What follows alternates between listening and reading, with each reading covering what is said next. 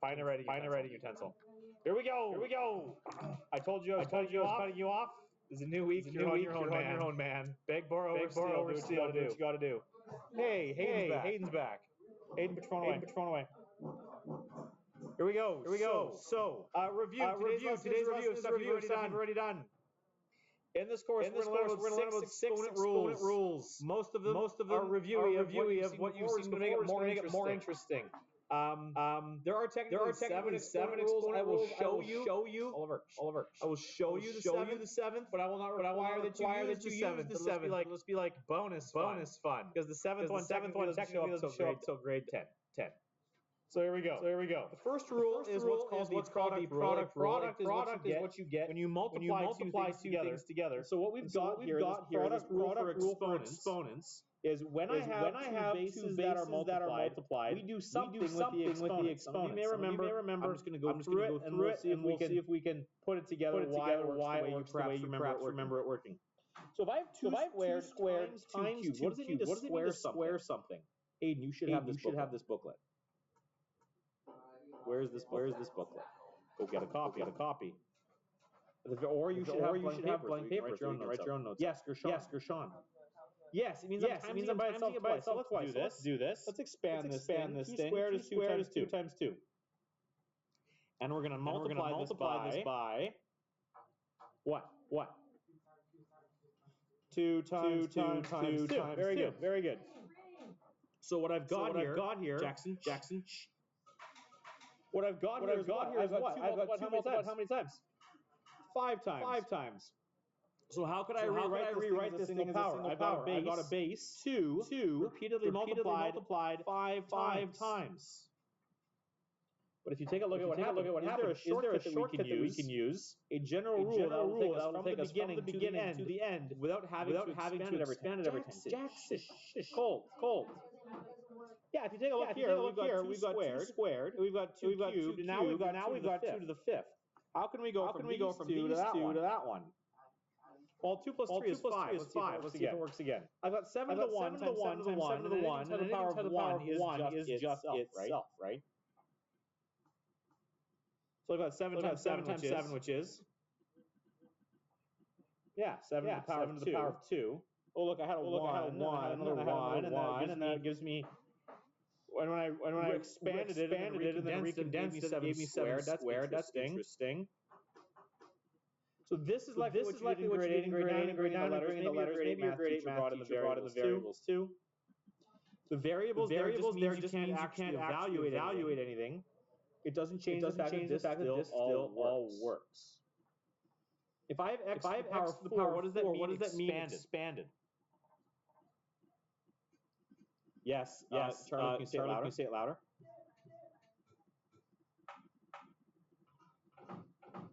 Yeah, 4 of them. Times Oliver, please. Hayden. I'd like you to turn your body. I want you to get a writing utensil, and I want you to be taking the notes with us instead of being a source of distraction to Oliver. Times what? Well, I've got the 5 now. The 5 is x times x times another x times yet another x. So what am I doing here?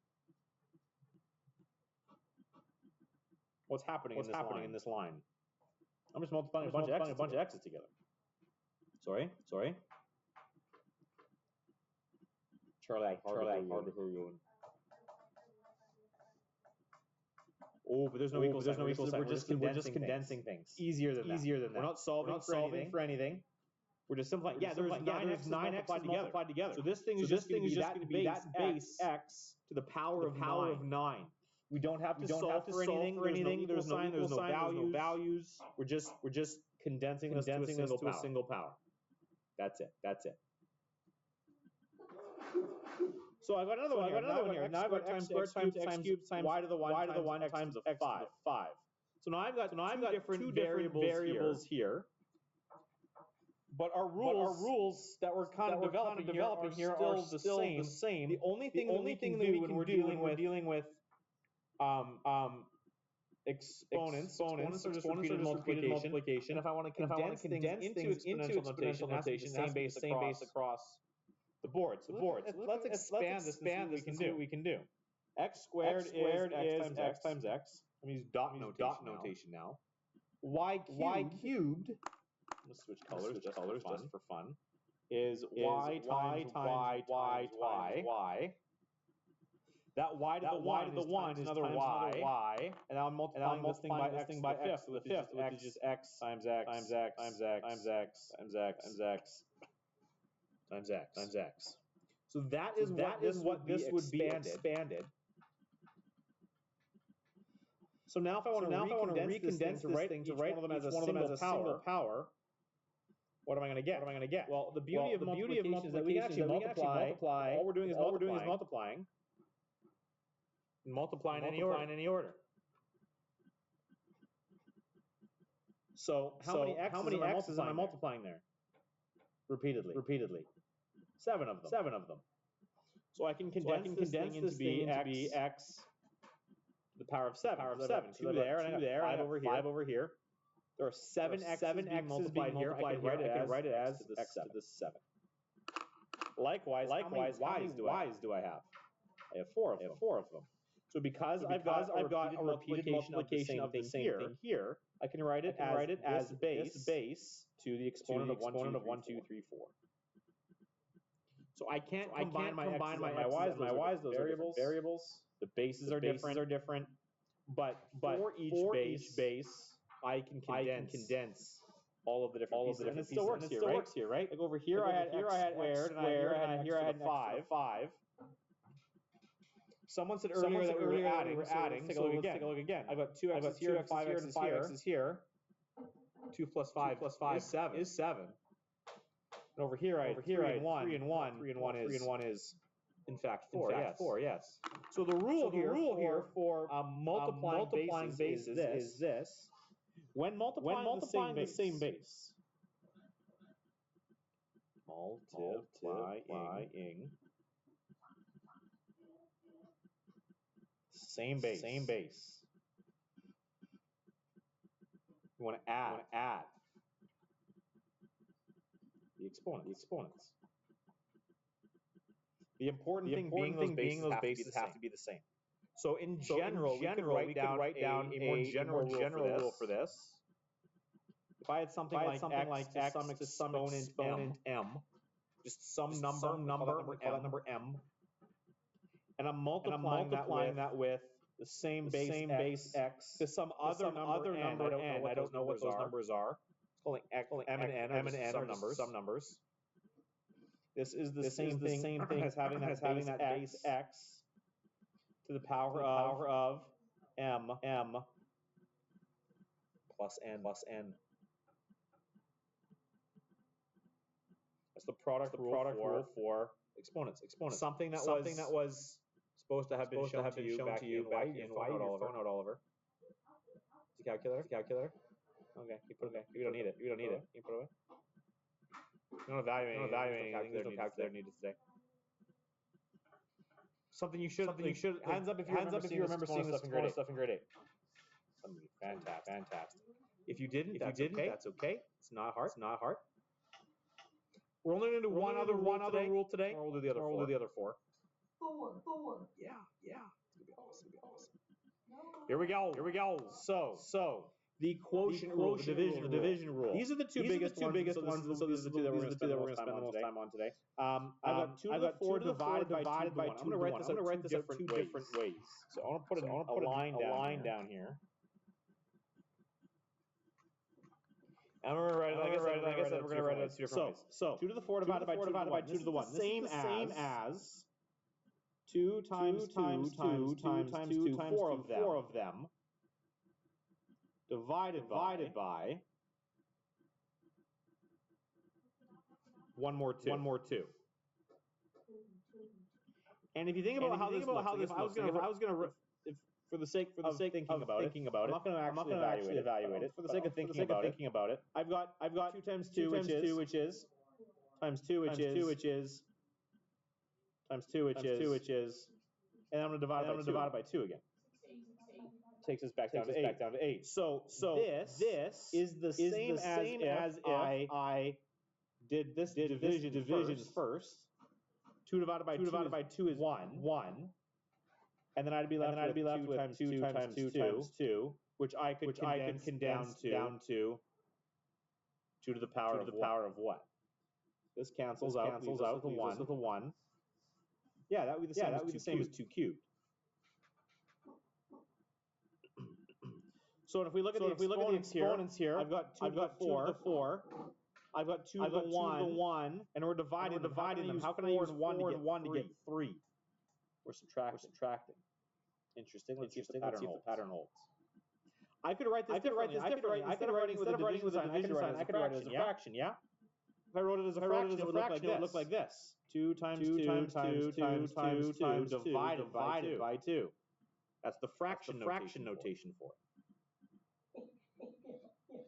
When you've got a string of multiplication in the numerator and dividing it by something in the denominator, we can actually make a simplification here. I've got 2 times 2 divided by 2.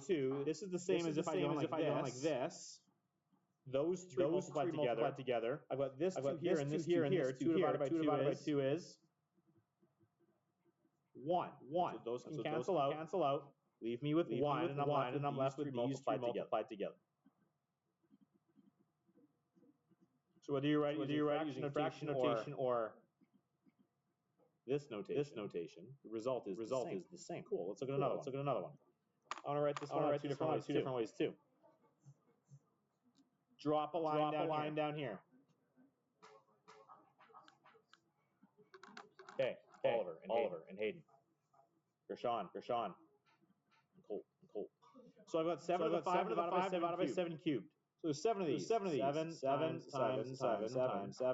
7 times 7. And when I'm dividing by 7 cubed, what I need to make sure that I do here, a mistake I often see, is you need to make sure we divide by 7 cubed. Well, what is 7 cubed? 7 cubed is 7 times 7 times 7 times 7. And I want to make sure that this whole thing gets divided by all of those 7s. So what I'm going to do is I'm going to toss all of those 7s inside a set of brackets. We're dividing by all 3 of them. 7 times 7 times 7. This is a square bracket. It's the curved ones that have a different name. The curved ones are technically parentheses. The square ones are called brackets.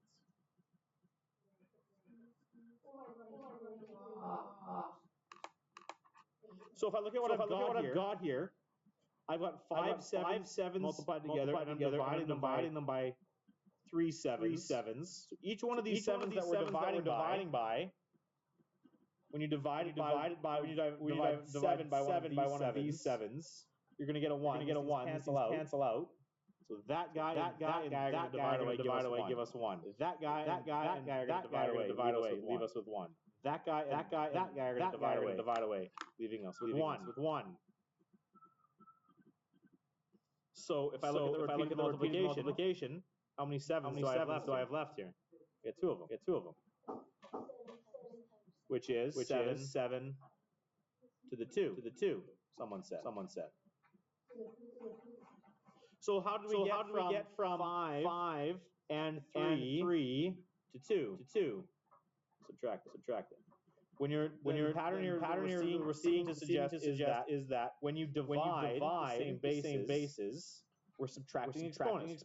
First minus second. 4 minus 1 is 3. 5 minus 3 is 2.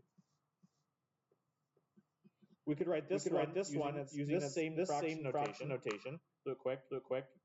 7 times 7 times 7 times 7 times 7. So 5 up top there. And now I'm dividing this, and I'm putting all 3 sevens in the denominator.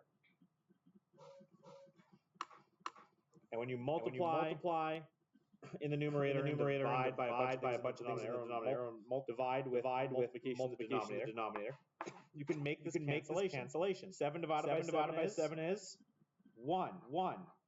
7 divided by 7 is 1. 7 divided by 7 is 1. And multiplying by 1 doesn't change anything.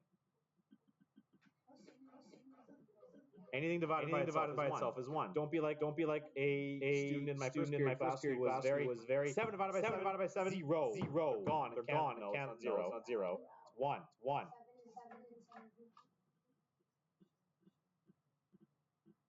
Yes. Yes. Yes. Yes. And we're still left with 7 squared.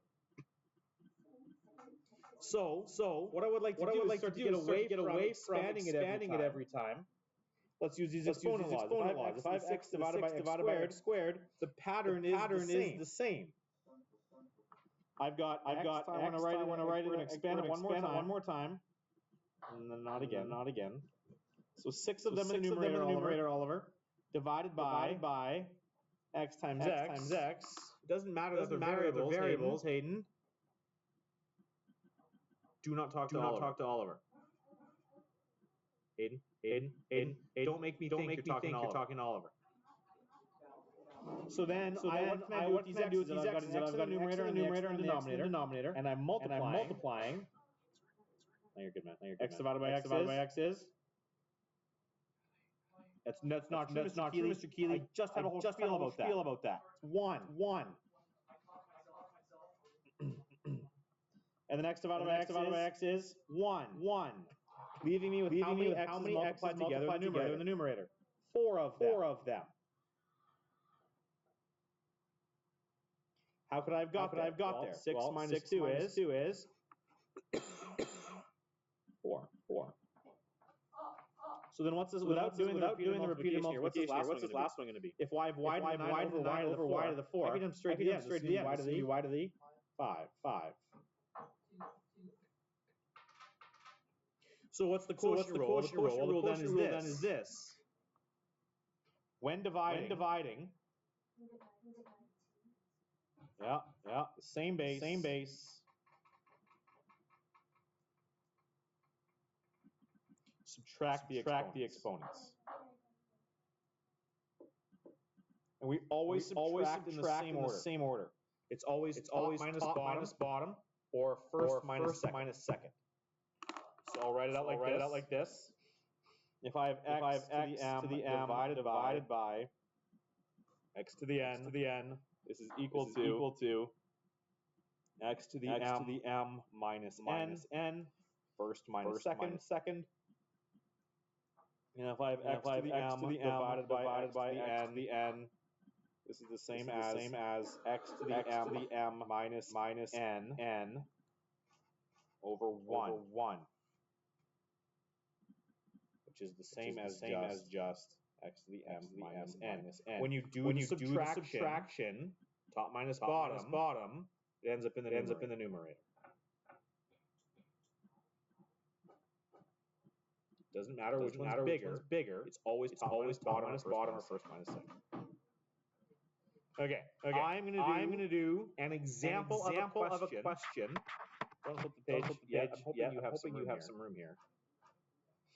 We're gonna do one question here. Actually, you know what? Flip the page. We're gonna put it up top. No. Here we go. One example. Putting both of these rules together. And then I'm gonna free you to play. It's gonna be 8 a cubed over 6a squared b times 3 a squared b squared. It's an example that we're doing. Oliver, move one desk up, please.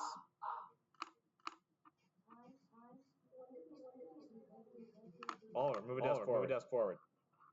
Sorry, no. I lied. No, Oliver, you're fine. Hayden, you move up a desk. Wasn't Oliver. Hayden. Okay, here we go. Here's the example.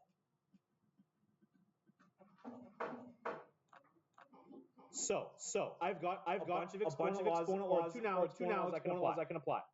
I've got an exponent law where I'm multiplying the same basis, and I've got one I'm dividing the same basis. And these questions are going to start to get bigger. what you need to make sure that you are able to do is just isolating different pieces of these things and applying the exponent laws to those individual pieces of the problem and solve it chunk by chunk. Just like how we talked about First chapter when we were doing bed mass. solve a piece, Leave everything else. Solve another piece. leave everything else. Leave everything solve else. another piece, Solve another piece. leave everything else. And at the end of it all, you'll see what I mean. Relax, Jackson. You're not gonna die. Raven. You don't need your comments every single time. Take a breath. So there's a few places we could start here. We could start by saying, okay, well, I've got some stuff in the numerator. We can use an exponent law that deals with these, or we can just ignore the numerator and say there's an awful lot going on here in the denominator.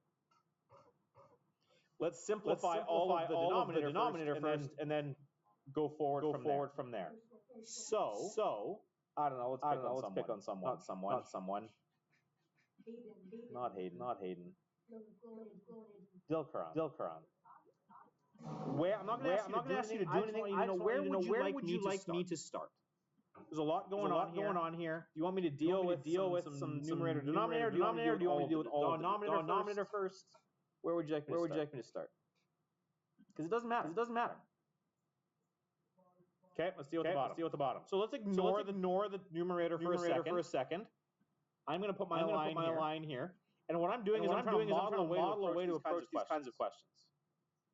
So when there's nothing between a number and a letter, what mathematical operation is going on there?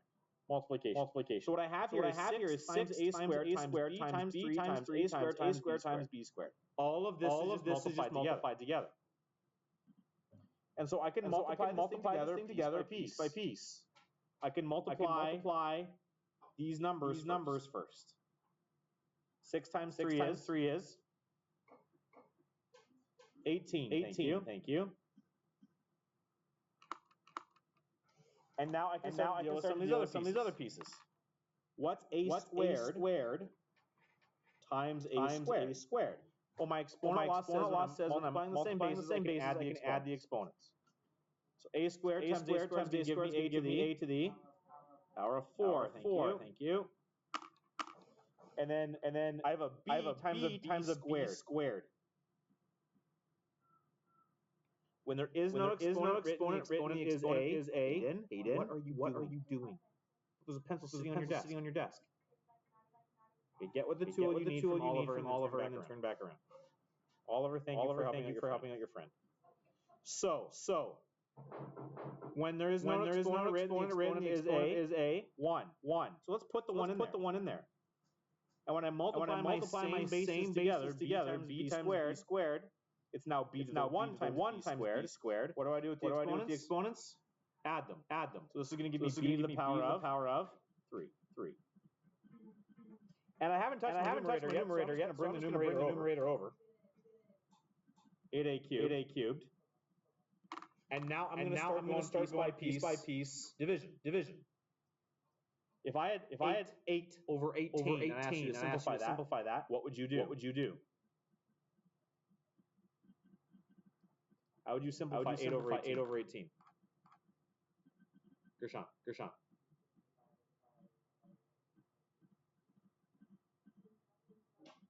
They're both even. I can divide by 2. Let's try dividing by 2 dividing by 8. Divide by 2. 8 divided by 2 is 18 divided by 2 is 9.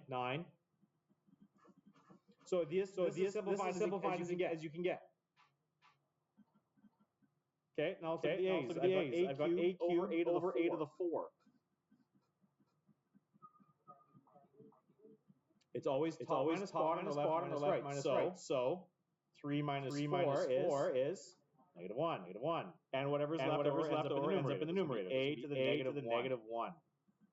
And is there anything to simplify here with my b's? No, so you leave it alone where it is. B cubed in the denominator. So b cubed ends up in the denominator.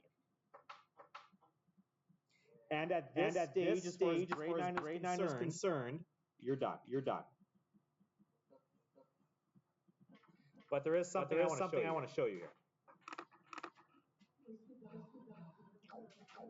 Okay, so I want to isolate this A part here. I want to show you a cubed over a to the 4. I want to show you another way that you can handle that. That isn't technically in grade 9 curriculum. It's in the grade 10 curriculum, but it's not a big ask. We can totally do it easily. Let's look at it. If I have a cubed over a to the 4, if I want to expand these things, that's the same as a times a over a times a times a. Yes? We agree? Okay. So if I look at each piece here, I can start canceling out a's. Because a divided by a is 1. A divided by a is 1. A divided by a is 1. So if everything has been divided out of the numerator, that's 1 times 1 times 1, which is 1. And I do have an a left in the denominator. And if there is no exponent written, same as a to the power of 1, it's the same piece of the question. If you approach it like expanding everything and canceling, what you're going to get here is the positive one in the denominator. If you use the exponent laws, top minus bottom, it's going to give you a to the negative 1. So there is technically here an exponent law. So the exponent law for negatives.